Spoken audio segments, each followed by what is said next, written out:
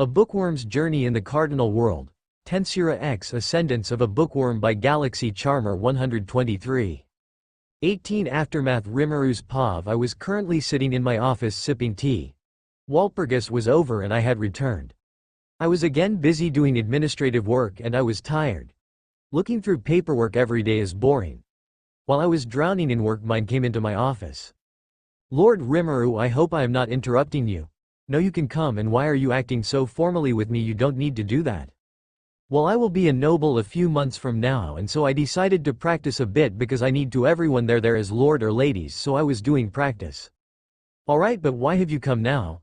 Well, I had to inform you about something Lady Luminous informed me about and I wanted to discuss it with you also. The Archducal family waited here till Walpurgis ended so that they could talk to you about the various changes they could expect and prepare accordingly. Very well, I will arrange a meeting now. Tell me what was so important that you barged into Walpurgis despite me warning you. Well, it was for my sister.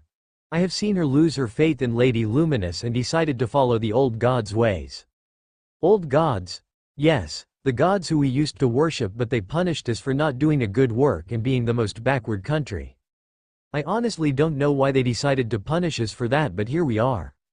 I told Tuli about the old gods and taught her what was written in the old Bible. It was sitting collecting dust and I decided to buy the book from Lord Ferdinand, to which he readily agreed as we were short on funds for the temple and this was a good way to generate income.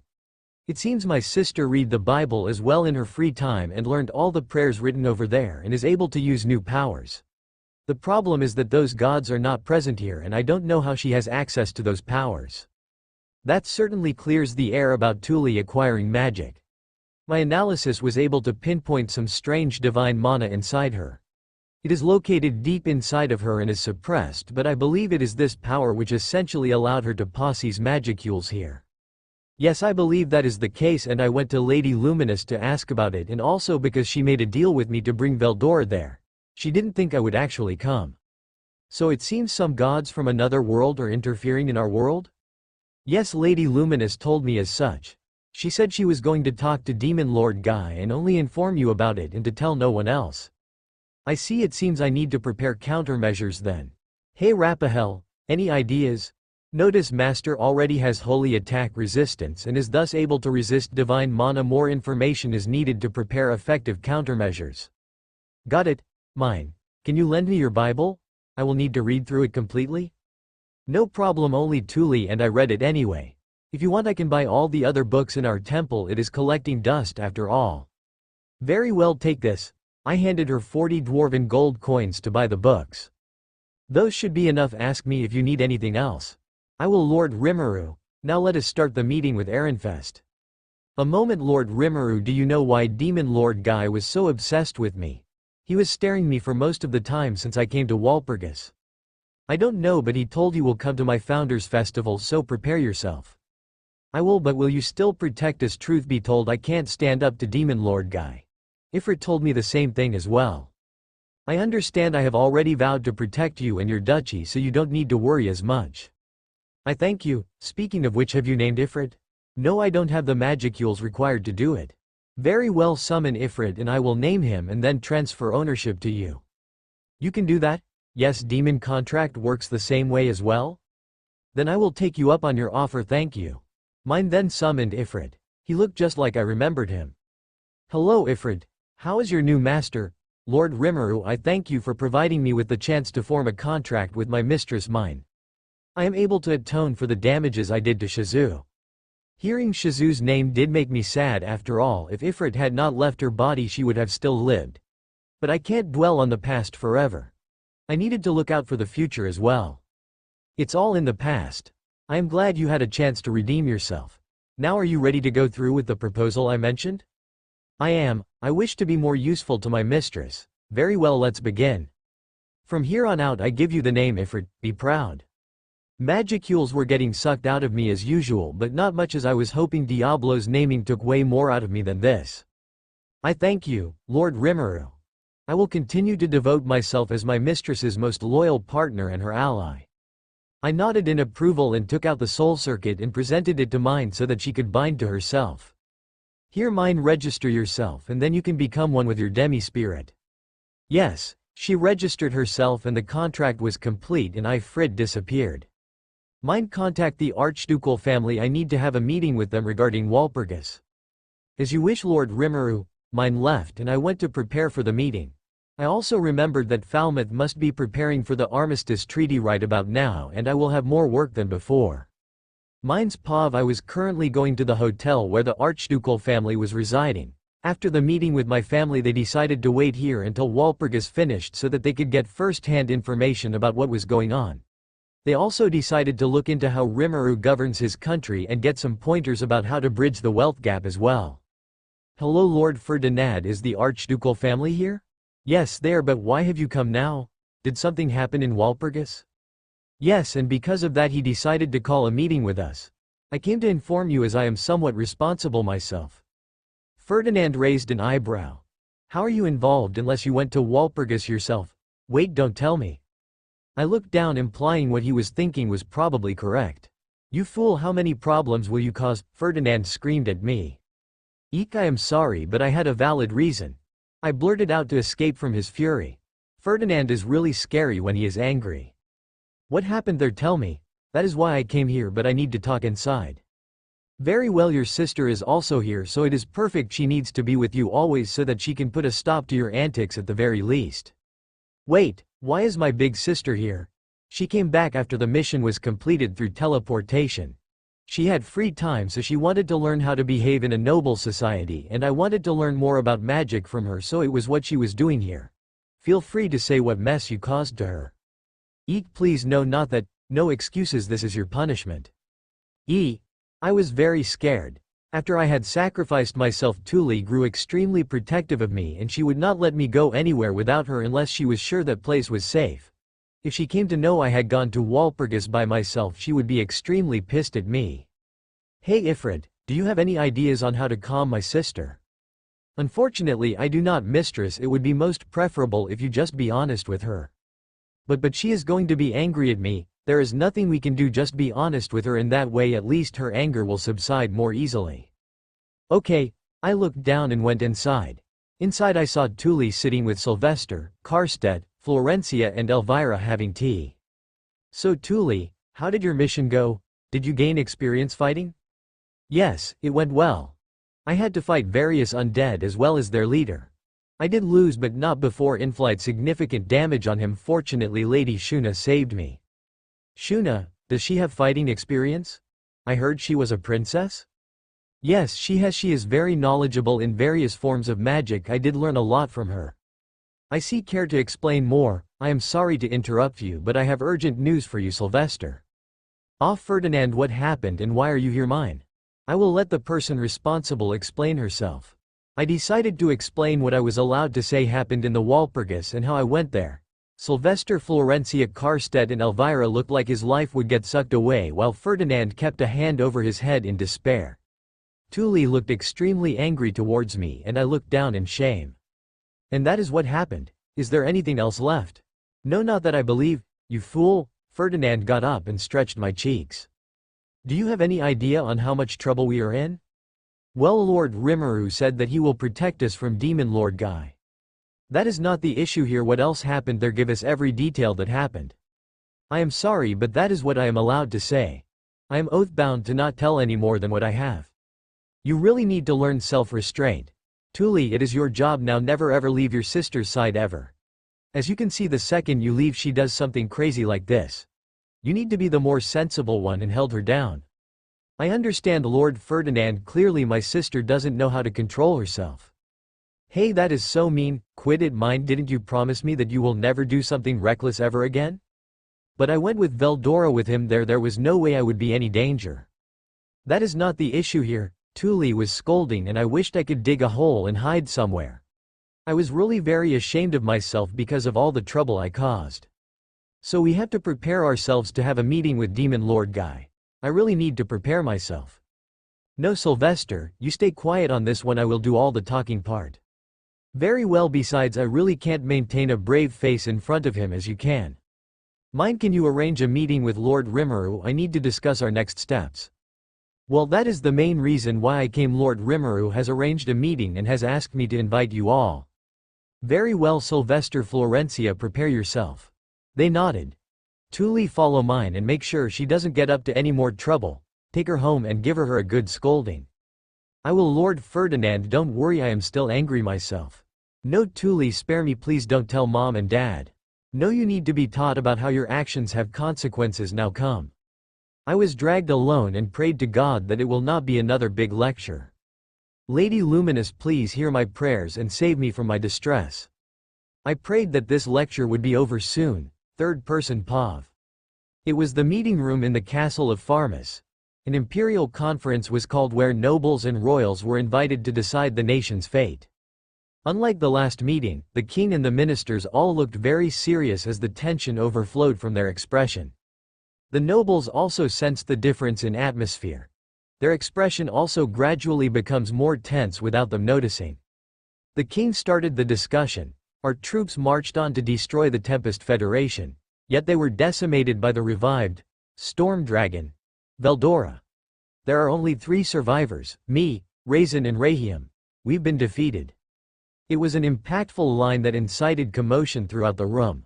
King Edmalus began to recount the horrific fate of the Farmus army. The content sounded unbelievable to the crowds, yet what the king said immediately after the account diverted their disbelief to criticism of the king. It is hardly unexpected, because the king announced that he has accepted the terms of the monsters to pay reparations for the war. The amount of reparation is 10,000 stellars. Impossible. A stellar exchange for 100 gold coins? Are we really paying 1 million gold coins? How can we pay so much money to monsters? We can't even trust those things. We won't even be able to gather that sum even if we bankrupt the country. By the way, stellars are commonly used in bilateral trade between nations. Its existence is similar to a form of certificates for preservation. A normal nation would probably own less than 100 of them. No matter how strong the kingdom of Farmus is, they could only collect around 1,000 coins maximum, in addition to the more commonly used general coins, dwarven coins. Just as the nobles complained, it is an incredibly large amount for them to collect. If the victors were their trade partners, Farmus could probably replace currency with commodities, but as a new kingdom run by monsters, they didn't have this option with Tempest. Their economy would inevitably be affected. Diablo's intent was to make life difficult for them by demanding 10,000 coins, so it is no wonder that the nobles would complain about it. Besides, these nobles have not personally been on the battlefield themselves, so they lack a sense of urgency. They were not sharp enough to realize the crisis their nation was facing right now. That's why many nobles began to step out in opposition and argue for the continuation of the war against their enemy. That's right. How dare they demand our compliance? It simply cannot happen. There is no way we could know if they would follow through with the deal and not attack our people. Then we can only fight them to the end. It's just an evil dragon awakened from slumber. I shall bet on my honor and march on them. The enemy here is Veldora. The Western Holy Church won't just sit on that. That beautiful Valkyrie Hinata would also take a move. Oh, Commander of the Holy Knight Order, Hinata? That vixen may be cunning, but this is the perfect time to send her out. It is common knowledge that the Western Holy Church consider Veldora an enemy. Isn't there also a chosen hero out there? Oh, there's Shining Masayuki from the Kingdom of Ingratia. That's it. The enemies are always beaten without even reacting. He's known as the strongest hero of this land. His title, the Shining, is not for show. We have to invite him to demonstrate his skill by defeating Veldora. There is also the Duchy of Ehrenfest. Despite being small, they have a significant military power and we can use them against our fight with the nation of monsters. I personally have contacts with Lady Veronica, the current ruler's mother. If we can convince her, then they will also join on our side. The nobles were enjoying their chit-chat, but none of them realized their suggestions are all relying on others. That's the spirit. Let's go fend off those monsters. Some even begin to spill such ridiculous claims shamelessly. The royalists feel somewhat shameful seeing how the nobles are acting. They begin to recall how they themselves were acting the same way when the king first informed them of the matter. Some started to fluster while sighing, while others even began their self-reflection upon imagining how the king must have felt at the time. King Edmalus was also well aware of what was really on the minds of the nobles gathered here. Right now, all the nobles advocating for war were simply trying to protect their fortune. It is neither for the protection of the kingdom of Farmus nor for the life and properties of the citizens. They were simply putting out the words as if they were justified, while not harboring a real determination to fight the enemy. King Edmalus had suspected this is how things will turn out. These are all landed nobles who have yet to recognize the reality of the situation. These people have never experienced the taste of fear and don't have any intention of joining the front line. They just wanted to remain in safety while others fought their war. They probably won't take responsibility either when they are defeated. It may have worked in the past, but that is not viable anymore. Such an old trick of issuing threats to neighboring nations would no longer work. Besides, their opponent is the catastrophe-ranked monster who is capable of decimating an entire army on its own. Furious, the nobles start to loudly accuse the king for being responsible. They claim that the reparations should be paid by the royal family, and that the monster's demands must be rejected and that they should unite the Farmus military to take a last stand. The nobles' view, in a sense, is correct, but they are forgetting an important factor. That is, the military force within the kingdom of Farmus has been significantly reduced. Or perhaps, they are simply unwilling to accept this reality.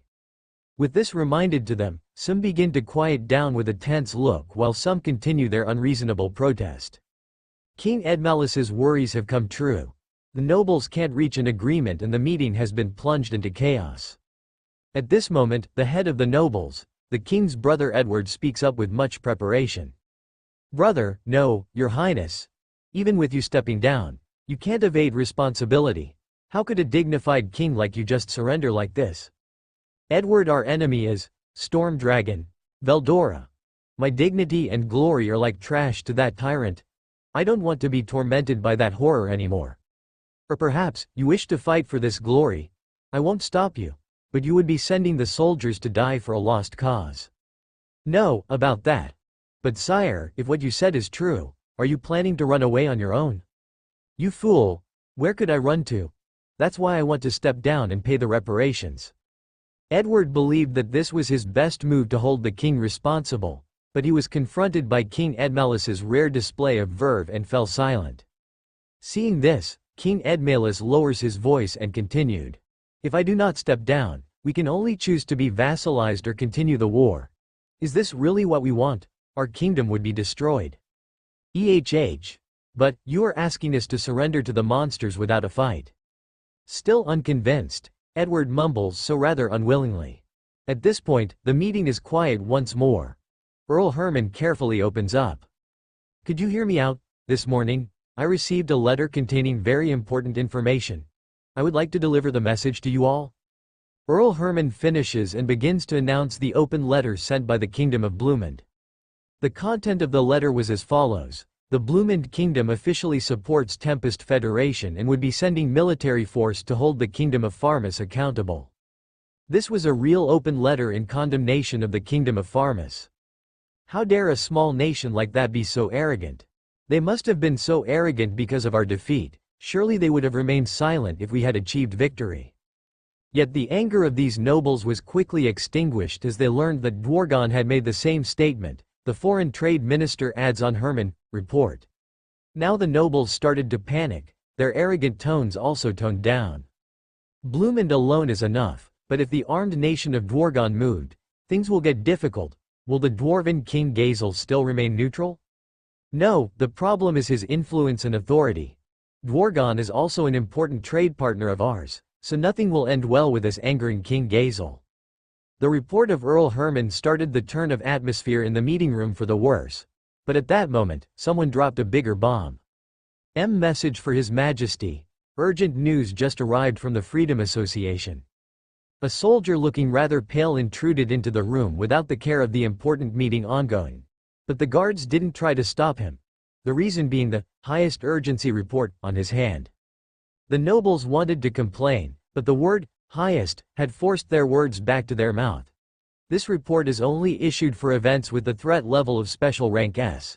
Whoever impedes its delivery would be given the penalty of treason as per the combined law issued by the Kingdom of Farmus and Freedom Association. Speak. With King Edmalus's permission, The soldier raised the report with his hands nervously shaking and begins to announce its content. The monster Rimuru has proclaimed himself the ruler of Jura Great Forest. Report states that he publicly announced that he has become a demon lord. What in the world? This crisis may be our opportunity. Our country may still have a chance after all. That's right. Those demon lords won't sit this one out. That arrogant Rimuru would soon learn the horror of the real demon lords. If things go well, the demon lords may even take out the revived Veldora along the way too. The nobles followed up the report as the herald was halfway through, but what he was about to say would vanquish their hopes. Demon Lord Clayman was discontented and challenged Rimuru. Demon Lord Rimuru allegedly eliminated him instead. With the herald's words out, the shock experienced by everyone in the meeting room was unanimous. What? How can this be? What about the Lion King, Carrion, and the Sky Queen, Frey? What the hell are they up to? Are they seriously going to give away the rights to Jura Great Forest to a newcomer?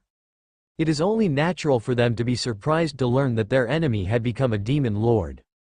One of the nobles followed up with a question about the responses of the other demon lords around Jura Great Forest. In response, the soldier finishes the last sentence. The demon lord Carrion and Frey you mentioned, they've given up their seat as demon lord to join the reign of demon lord Milam. The constituent of demon lords is thus altered as well. The now 8 demon lords in total are called the octagram. This line completely silenced all of the nobles. They've understood that their arch-nemesis Rimuru is also one of the members of the octagram and that he is also a demon lord. The royalists had already caught wind of this news prior to the meeting, but this doesn't mean they've accepted it willingly simply for knowing earlier. They again fell silent given how unbelievable it sounds no matter how many times they heard the news. This information was sent out by the demon lord's side alone, since there is no point in doubting the authenticity. Each demon lord possesses enormous strength to exempt them from the need to deceive the humans with such matters. The meeting room was now clouded by silence before King Edmalus decided to open up after hardened consideration. As you've heard, everyone, Veldora may be a great threat, but this monster called Rimuru is equally a dangerous character. He is a monster beyond our imagination to have beaten Demon Lord Clayman so easily. Is there still a need to continue this meeting? My will to step down has been determined. It is simply too foolish to talk all high and mighty of how we are for the nation without even considering the capabilities of our enemy. I've been blinded by prophets. It was my mistake. Had we chosen another approach to interact with them, they might have been a good neighbor of ours. King Edmalus implies that his abdication would likely lead to a new relationship between the two nations. The nobles realized that there isn't a point opposing the proposal at this point as they carefully followed the king's words. I'm stepping down. In addition, I'm recommending Edward to inherit the throne. Brother, what did you say? Aren't you passing the throne to Prince Edgar? The king's unexpected words caused a commotion in the room again. Everyone thought that as soon as King Edmalus stepped down, the throne would naturally be passed on to the prince. That's why Edward had been trying hard and highlighting himself. His brother Edmalus would have to step down.